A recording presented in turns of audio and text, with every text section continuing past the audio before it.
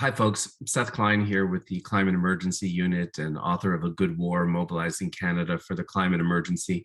And I'm happy to be joining you to say a few words in support of Nikki Ashton's Bill 245, the bill to reform the Canada Infrastructure Bank. This is something that is dearly needed. Let me start off by giving you one example.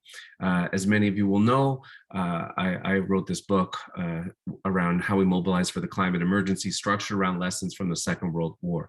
In the Second World War, in order to expedite this true emergency speed and scale in terms of military production, the government of Mackenzie King, overseen by C.D. Howe, no lefty by the way, created 28 crown corporations. That's how serious they were about making sure this job would be done in time.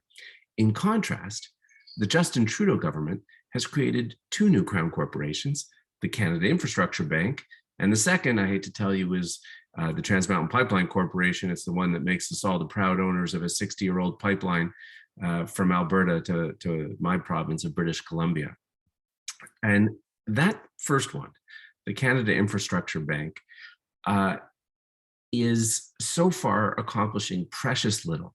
And that's a real shame in some respects, because most of the federal government's infrastructure spending on climate is being done through the Canada Infrastructure Bank, and it's painfully slow.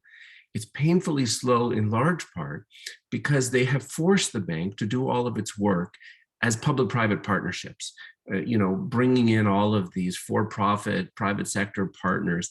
Once you do that, you make the work so much more ponderous, so much more time-consuming. It's really anathema to being in emergency mode as we need to be in the climate emergency. Just to give you an example of a contrast, this is not the path the Canada Infrastructure Bank, when the government actually recognized the emergency at the beginning of the COVID pandemic, they didn't do their spending through the Canada Infrastructure Bank, they did it through the Bank of Canada. And the Bank of Canada was buying up federal government securities in order to finance the emergency response, the CERB and the wage subsidies. They were doing that to the tune of $5 billion a week for most of a year. Now that's emergency. And they quickly created that. You couldn't think of a more dramatic contrast between that kind of nimble response in the face of an emergency with how slow, painfully slow, the work of the Canada Infrastructure Bank has been. It needs to be changed. What Nikki Ashton's bill is proposing in terms of getting rid of the P3 requirements is definitely the way to go. Not only would it be faster, but the other problem with that is that the current model basically socializes the risks, the costs, and privatizes all the gains. A lot of the climate infrastructure we need, renewable energy projects, transit, high-speed rail, zero emission affordable housing, all of these things have revenue streams. People pay monthly utility bills or rent or transit fares. Why are we structuring this in a way that all of that long-term income is going to go to the private partners instead of to the public?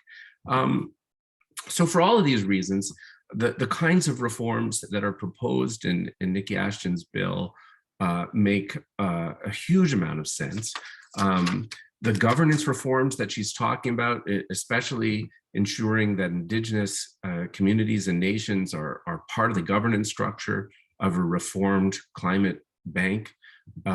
This is what's needed, and we need to restructure its mandate and focus so that it can truly achieve speed and scale.